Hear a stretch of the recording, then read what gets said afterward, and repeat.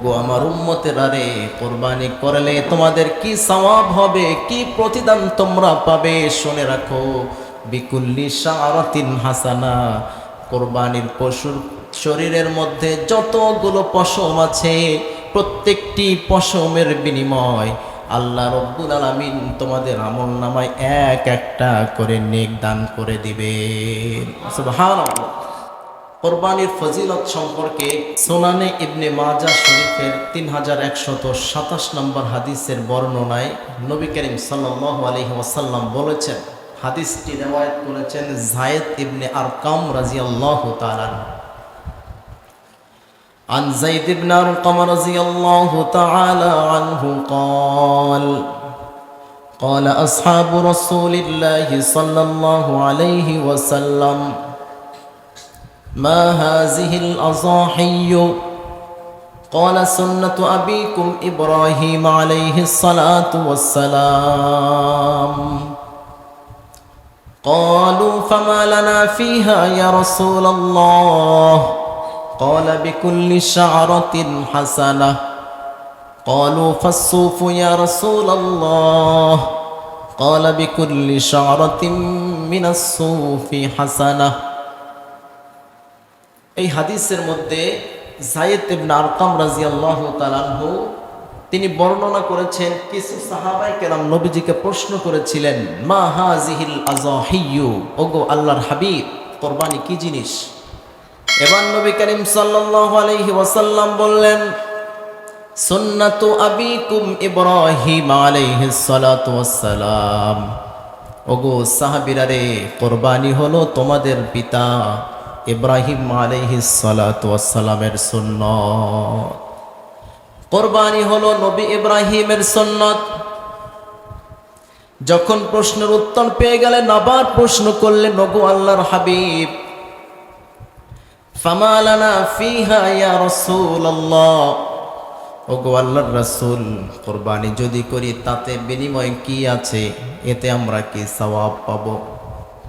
এবার নবীজি উত্তর দিলেন, বিকুল্লি শাআতিন হাসানাহ, ওগো আমার সাহাবায়ে কেরাম, কিয়ামত পর্যন্ত যত উম্মত আসবে সকলকে যেন নবীজি কুরবানির ফজিলত সম্পর্কে জানিয়ে দিলেন, শুনিয়ে দিলেন।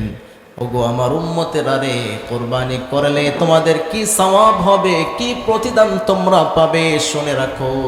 বিকুল্লি শাআরাতিন হাসানা, কুরবানির পশুর শরীরের মধ্যে যতগুলো পশম আছে প্রত্যেকটি পশমের বিনিময় আল্লাহ রব্বুল আলামিন তোমাদের আমলনামায় এক একটা করে নেক দান করে দিবেন।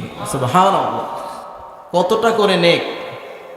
কত হাজার লক্ষ মিলিয়ন পশম আছে একটা পশুর শরীরে, আপনি গুনতে পারবেন না, কম্পিউটার ফেল।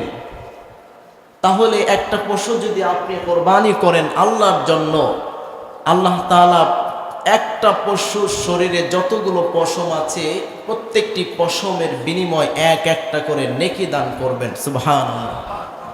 এবার সাহাবায়ে কেরাম জিজ্ঞাসা করলেন, ওগো আল্লাহর রাসূল, এই পৃথিবীতে যত পশু আছে তার মধ্যে একটি পশু আছে ভেড়া, ভেড়ার শরীরে অনেক পশম থাকে, গরুর চাইতেও বেশি, উটের চাইতেও বেশি, ঠিক কিনা? ভেড়ার শরীরে পশম বেশি না কম? অনেক বেশি। তাই প্রশ্ন করলেন, ওগো আল্লাহর হাবিব, তাহলে ভেড়ার শরীরে তো অনেক পশম আছে, সেই ভেড়াকে যদি কেউ কোরবানি করে, দুম্বাকে যদি কেউ কোরবানি করে, তাহলেও কি আল্লাহ রাব্বুল আলামিন সেই পশুর শরীরের মধ্যে যতগুলো পশম আছে সেই পশমের সমপরিমাণ নেকি দান করবেন কিনা? নবীজি উত্তর দিলেন, ক্বালা বিকুল্লি শারাতিন মিনাস সুফি হাসানা।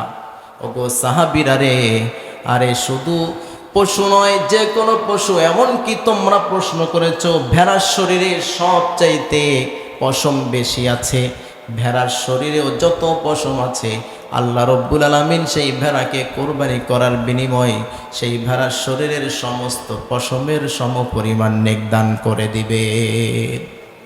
সুনানে ইবনে মাজাহ 3123 নম্বর হাদিস। নবী করিম সাল্লাল্লাহু আলাইহি ওয়াসাল্লাম বলেছেন, আবু হুরায়রা রাদিয়াল্লাহু তাআলা আনহু হাদিসটি রওয়ায়াত করেছেন, মান কানা লাহু সাআতুন ওয়া লাম ইউযহি ফালা ইয়াকরাবান্না মুসাল্লানা। আল্লাহ যাদেরকে সামর্থ্য দিয়েছে, ধন সম্পদ দিয়েছে, তারপরেও যে ব্যক্তি আল্লাহর জন্য কোরবানির দিনে কোরবানি করলো না, আল্লাহর রাসূল বলেছেন ওই ব্যক্তি যেন ঈদের নামাজ পড়বার জন্যে আমার ঈদগাহে না আসে। নাউজুবিল্লাহ বলেন। এই হাদিস ইতিপূর্বে আপনাদেরকে আমি শুনিয়েছিলাম। কোরবানি এত গুরুত্বপূর্ণ একটি বিষয়, সামর্থ্যবান যিনি, যাকে আল্লাহ তাআলা সামর্থ্যবান করেছেন, ধন সম্পদের অধিকারী বানিয়েছেন, তথা সত্ত্বেও সে কোরবানি করছে না, নবীজি বলছেন তোমার মতো অধম ঈদগাহে ঈদুল আজহার নামাজ পড়বার জন্য যেন মসজিদে না আসে। কোরবানি করার গুরুত্ব আছে না নাই?